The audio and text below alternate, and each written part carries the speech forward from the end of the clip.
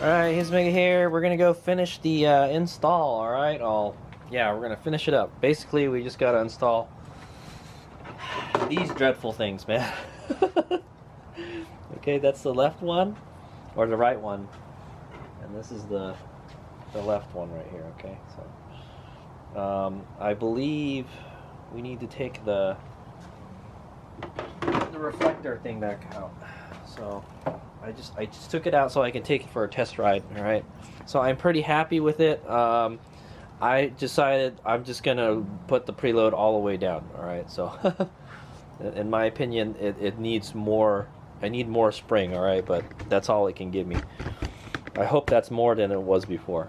So that's why I'm saying it would have been better to check the preload before we did this and then after. So, oh well, it's okay. I'm sure it's better. Alright, okay, I'm gonna go remove this bracket.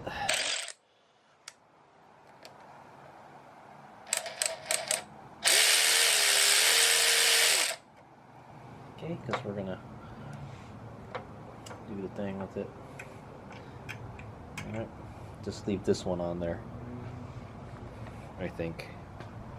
You know what, I should probably take it off first. Let's take this off first.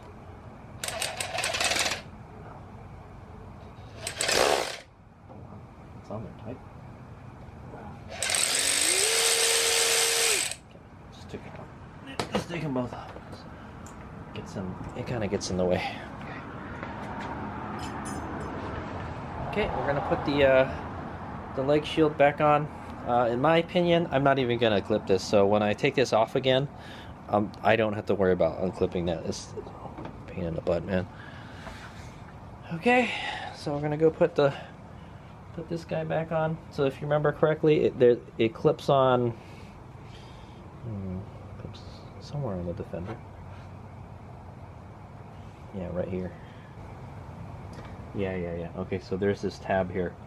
All right, you see this, guys? That just just goes back on. I think installing this is a lot easier than taking it out. So, so there's a part here that you gotta press forward on. All right. So I think you gotta go like this. You have to go like at an angle. Yeah, you gotta go like this. You gotta twist it this way, and then press it in there.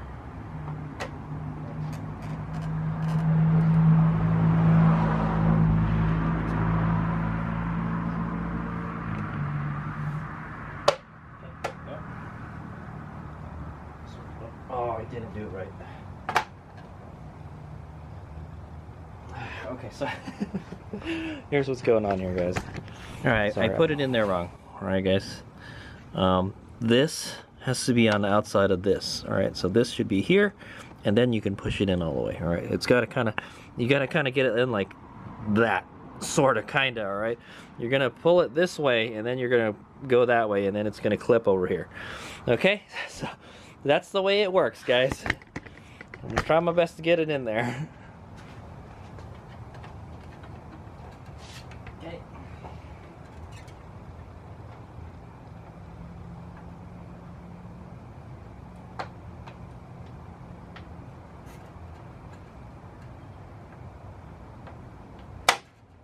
Oops, there we go.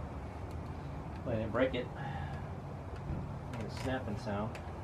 Okay, and then clip this guy in. There we go. Okay, it's in there. Well, I think once you clip it in there, it's pretty much installed already. Oh yeah. So I'm gonna take our zip tie out also. Okay, so the benefit of having these shields over the forks is obviously they protect the forks, guys. The forks look like they're in excellent condition. Okay. It actually protects them, okay? Just like how the shield protects the chain, all right? And that thing just is always squeaky clean because it's not exposed to the elements, in my opinion. Okay, so this is gonna go this way, all right? And just the same thing as the other side. So I think, yeah, hopefully you guys can figure out, see what's going on, all right? So what we're gonna do is this has to go in there, okay? So like I said, you gotta, it's like a kind of hooking motion, but you have to make sure it goes in this channel here too. Okay, so yeah, it's kind of kind of goofy. All right, and I don't think you guys can see what's going on. I'll try my best to get it on video. All right, so there, it's lined up, but we got to get this in the channel too. There you go. See, it makes a little popping sound. All right, it sounds like you're breaking it, but you're not. Don't be scared. Okay, and then you want to rock it forward somehow. All right, and snap it in place. So you want, now what you want to do is try to get this part clipped into the fender. Okay, and then you want to pull it forward a bit. Maybe down a little bit. There we go. Okay, there we go. Snapped into place. All right, so I guess the left side goes over to right side. All right, just make sure the painted part faces outside. Okay, oh, I kind of messed up here. All right, so see here, this is not supposed to look like that. So this side is supposed to be under the other side. So I'm gonna pull it out and fix it. Okay, there we go. All right, it looks like it should. Looks like it's what it's like supposed to be, right? And then you want to make sure that these bolts line up. All right. Also, it also connects to the back here too. So I know it's a pain in the butt, guys. I wish I had. I just kind of don't want to put it back on, man. I'm not gonna lie. I hate all this plastic shit, man. I had to take it out one time, and this is my second time doing it. I still not feel good doing it. Okay, this one, something's up with this one. Okay, so see the line, see the thing doesn't match up. I think this is supposed to be underneath the black plastic. There we go. Okay, so this needs to be underneath here. Okay, and then now the back part needs to clip together. There we go. What a pain in the ass, man. I hate this shit, dude. Okay, I'm gonna put the bolt back in. All right, I think I want to push it forward a little bit and then screw it.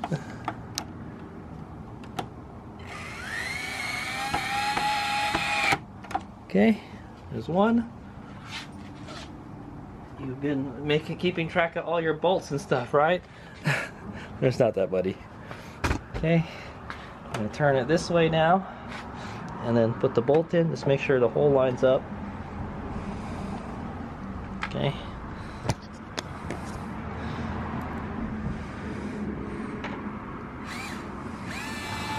Push it back a little bit. Okay. I probably want to snug it up. Okay. I probably should have put some Loctite on that. Yeah, I think I'm gonna go do that. Okay, I'm gonna take it back out, but you guys get the picture, right? I'm gonna take it back out and Loctite it. Okay, next thing to install, we're gonna install the bracket for the brake line and the speed line. All right, the speed wire thingy. All right, we installed it earlier without the plastic, so you're gonna need this little washer thing. Okay, the washer thing goes on the plastic. Okay, and then it goes in like that. Okay. And I think it's the longer bulb. Yeah, it's a longer one. I'm gonna put some Loctite on it too. Okay, remember we didn't put Loctite on it before. Okay, everything Loctite, man. This is it's a thumper, man. It vibrates a lot. Okay, I cannot wait for the day they make an electric Super Cub. I would totally buy one of those. Okay. If they could make an electric Super Cub that can get the same range as this Super Cub, like 100 miles charge, that would be great. And then you can always start with the full tank whenever you go riding, if you charge it. if you remember to charge it. Okay, so I'm gonna go tighten this. Okay, make sure it kind of stays into place. Okay, I don't want to tighten it with this. I might break it. Okay, we're gonna finish it off with this guy, just as tight as you can make it with this. Okay, without exerting too much pressure. Now we're gonna put the line back on.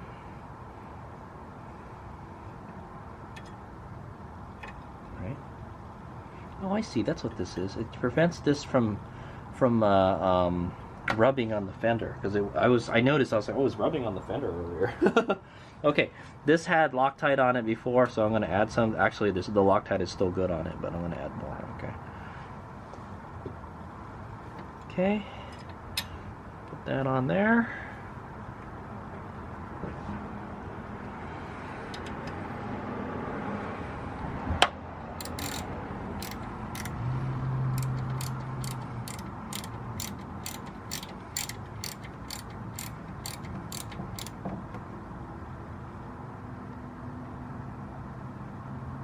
Okay, should be good, and we are done. Yes, we are.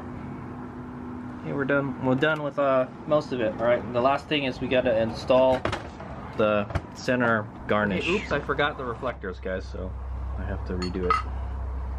It's okay, I got it. Okay, so you got a choice if you want to put this bad boy back. All right, I might as well put it back. Okay, no harm done. It doesn't look too dorky, is what I want to say, so especially on this bike.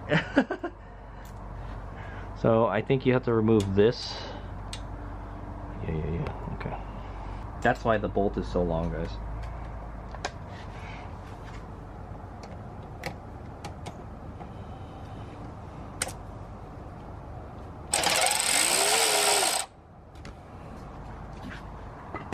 Okay.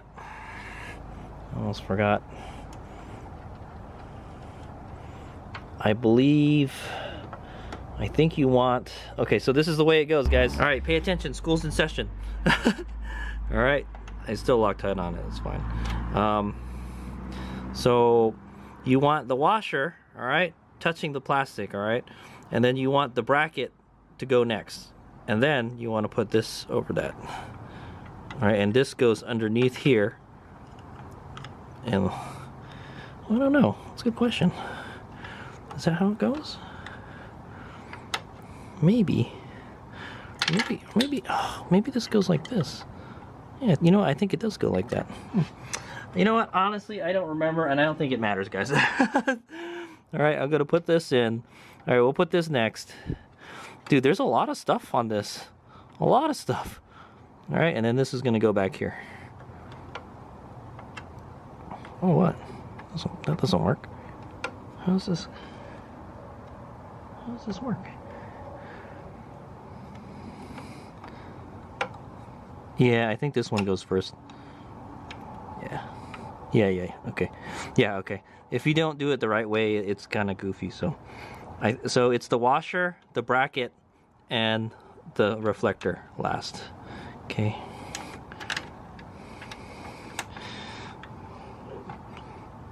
Paid some Honda engineers good money to engineer these reflectors. It's like everything comes together quite nicely, I'm not gonna lie. And I was wondering why that bolt was so long, and now I know why.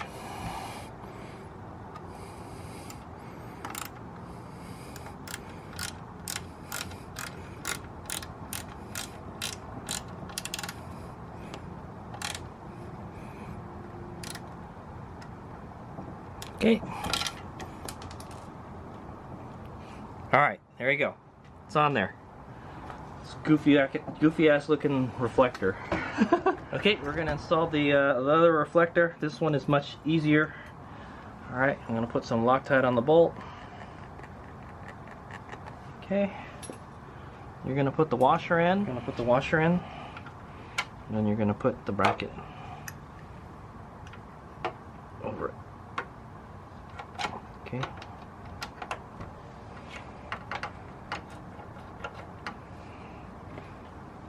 He's Mega's lazy.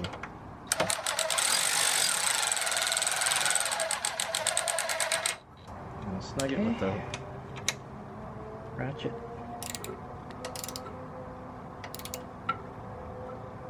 Okay, that way it doesn't crack your fender, right? your shields. Okay, and yeah, that's almost it. We've got 2 more left. Okay, before I put the rest of the stuff back, all right, before I put the center garnish back in, I'm going to clean the fender and all that stuff with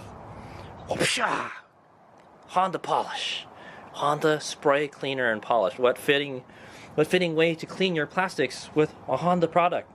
Okay, anyway, I'm gonna go do it. All right, so you just spray it on.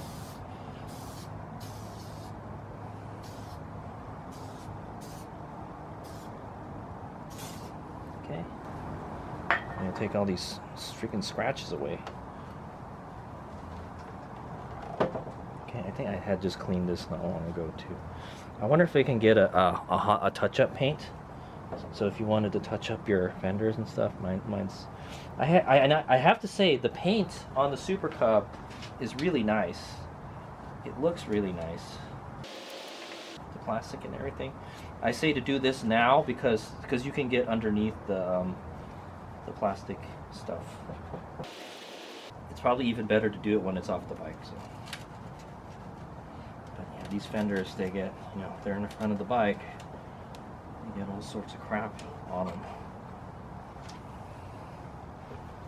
Okay, anyway, and then I'm just gonna buff it out. All right, be nice and shiny. All right, all right, ta-da! All right, it's all bling bling now. All right, I gave it a good little shine there. All right, and then so there's 2 more screws that gotta go. Well, there's a pin in the screw. We'll do the pin first. It's easy. Okay, so there's the pin. Okay, it definitely looks like something is missing from there, right, guys? All right, we're gonna put the. I think from what I remember, the pin goes on the bottom. All right, guys. Oh, hold on. We need to. I think we need to pull it out. Yeah, we pull it out, and you push it in. All right, and it'll lock in place when you press it up the button. Okay. Okay. Good to go. And then. The screw, this one doesn't need Loctite. Alright, just make sure the hole lines up, alright. It does.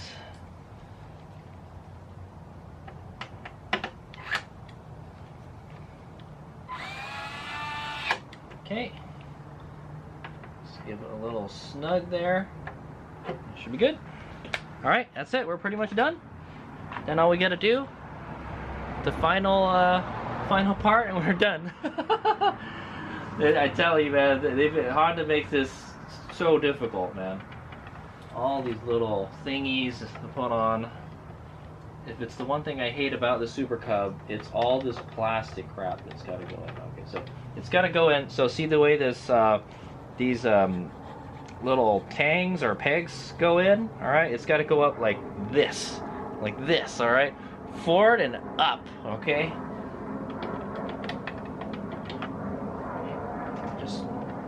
Snaps into place. Should just snap into place. Okay, there you go. Then I got a bunch of fingerprints over it. I will go give it another quick wipe down. And there she is. Bling bling. I don't know what they did to it.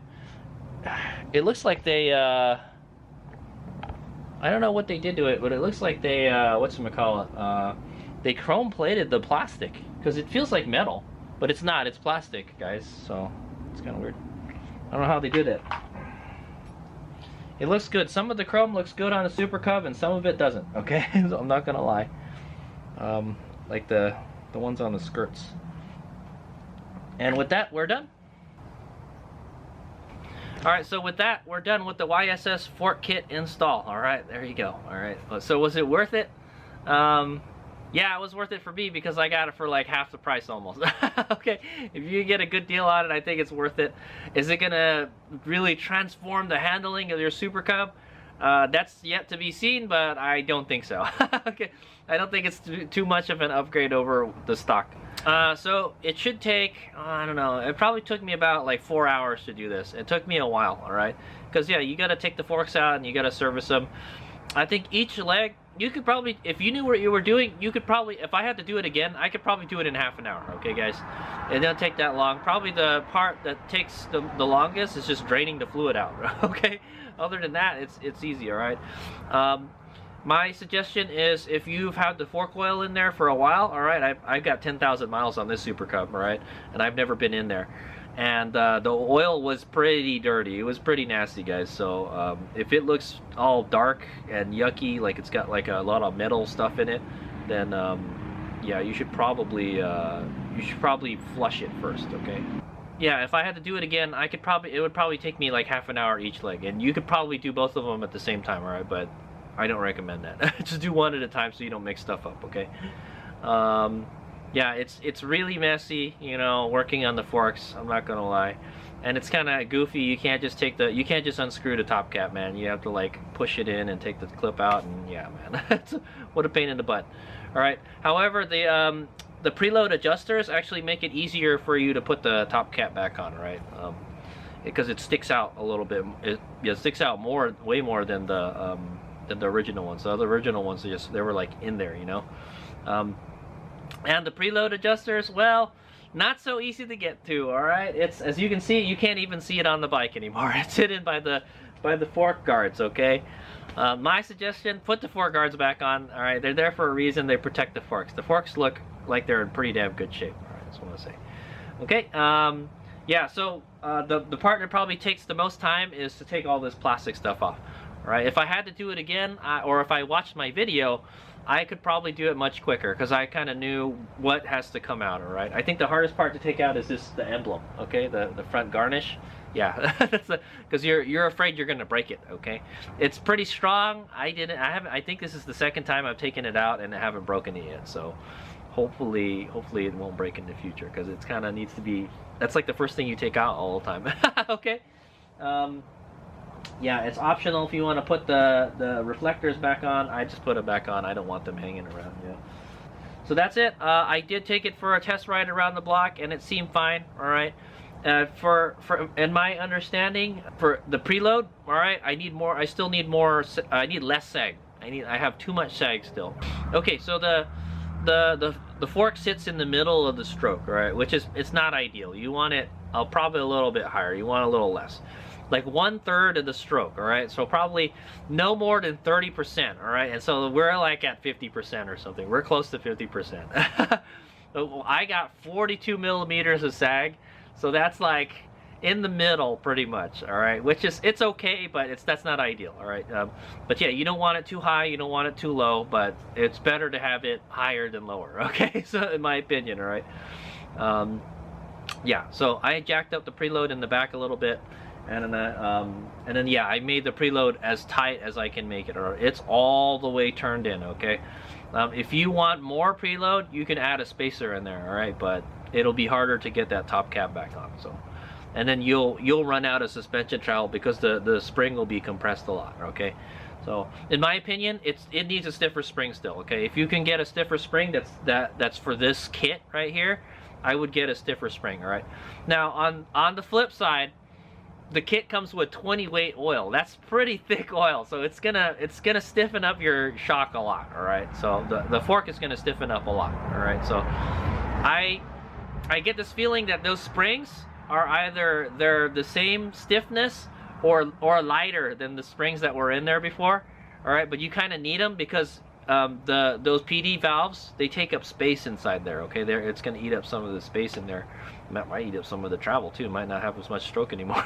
Okay, so yeah, so you need that size spring in there. Okay, so but if you can get a stiffer one of those, that would be better. All right, in my opinion, it still needs to be stiffer, but that's okay.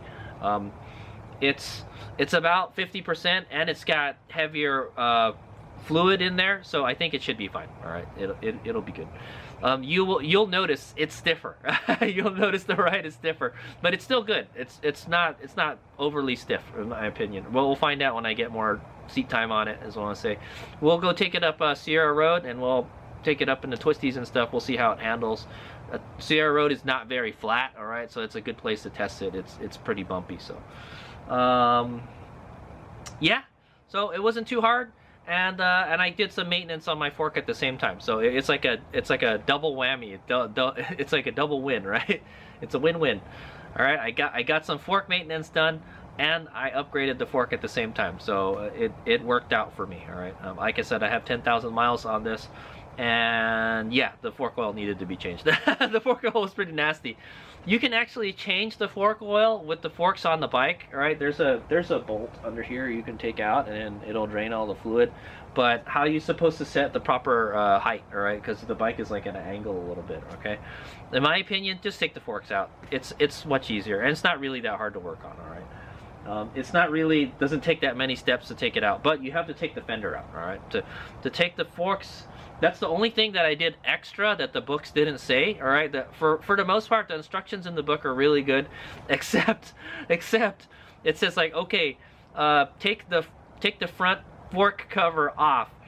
Go to chapter 20-8 or something. All right, and then you go do that, and then it'll tell you take the speed sensor wire out. See page 10-23 or something. Okay, it's gonna make you go all around the place. All right, unless you watch my video, and then I have everything in this proper order. Right? Okay, sort of, kind of. But the only thing I did that the book didn't specify is to take the fender off. Okay, because I cannot. I could take the fork off with a wrench, but I won't be able to put it back on with a socket, and you need a socket to torque it. Okay, I torqued everything to spec. All right, there's a handful of bolts and stuff and screws that don't have a torque spec. All right, so in that case, Loctite and make it snug. All right, use like a regular size wrench. All right, the proper if it's like an 8mm, use a 1/4 inch. All right, use a 1/4 inch and just crank that puppy as tight as you can make it without having to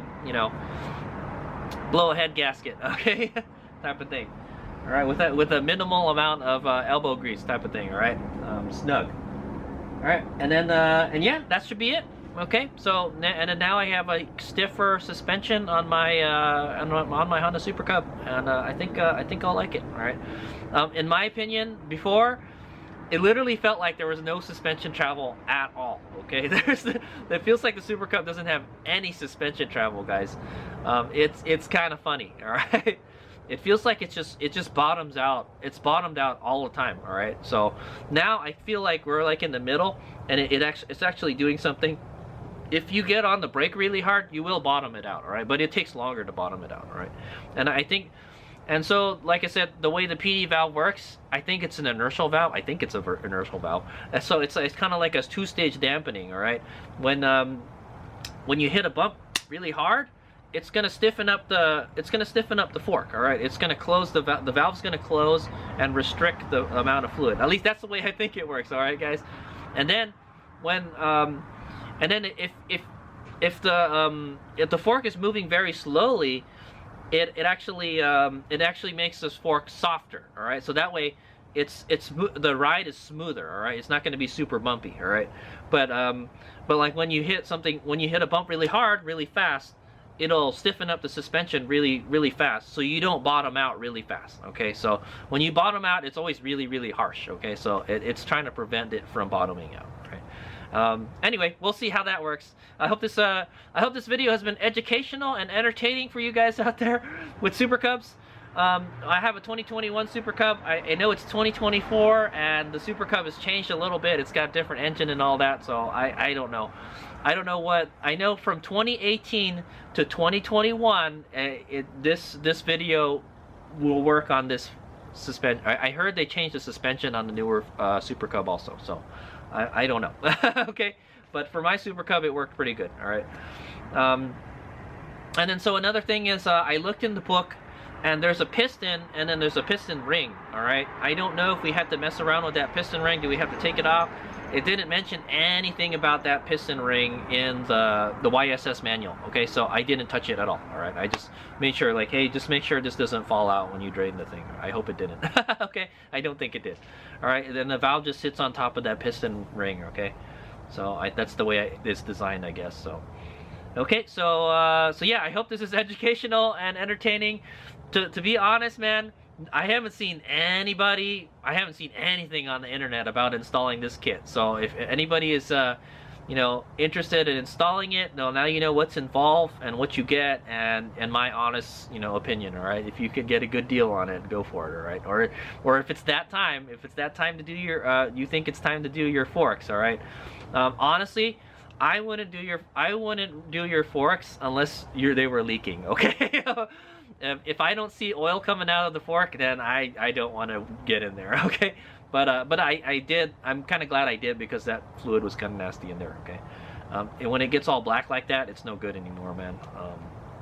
That's what I'm gonna say. I did notice when I was bleeding one of them, one of them got really frothy. It would get really bubbly, like, you know, like soda bubbles and stuff, kind of like that. The other one wasn't like that, so I don't know. Maybe there might be some kind of weird fluid. Maybe some water got in there or something. I don't know, man. So, but okay. And then so the preload adjusters. Here's my opinion on them.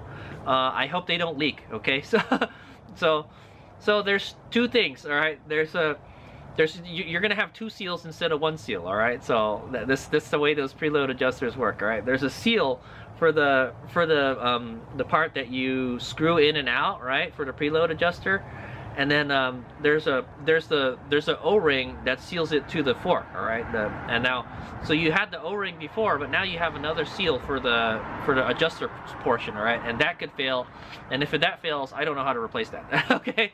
I don't know how to take that thing apart. I mean, I suppose I could try, you know, but I think it should be fine. All right. None of the forks weren't leaking, the seals weren't leaking, so after 10,000 miles, they're still good. Okay. Hopefully they don't leak anytime soon, because then I will have to do this again. Okay. At least I'll know how. Okay. But yeah, so that'll be another video, how to change the fork seals on your Honda Super Cub C125. Okay. All right. Thanks for watching. Hey, it's Big Out. I hope this helps anybody out that's, you know, wants to install this kit. All right, because I didn't find anything on this. Only the CT125 people have, you know, done stuff on it. All right, and that they have a totally different fork. All right, they have a longer fork. Okay. Okay. Yeah, the Super Cub suspension is kind of not heavy duty, is what I'm gonna say. All right, I'm not gonna say it's bad or anything, but it's not heavy duty. It wasn't designed for a lot of people. It wasn't designed for American people, for heavier people, is what I would say. All right. I would consider myself an average weight. All right, I'm like 190 pounds. All right, and I feel like I'm too heavy for, after upgrading the suspension, I'm still too heavy for it. All right, but it should definitely be better than it was before. All right, I'm not gonna lie. The rear suspension, I was bottoming that out all the time. All right, and like I said, the front fork, I felt like it was just bottomed out all the time. It never did anything. All right, you're constantly sitting like on the bottom. All right, so when you hit something, it's rough, right? So now at least it's kind of doing something now. All right. Okay, thanks for watching. Hey, it's Big Out.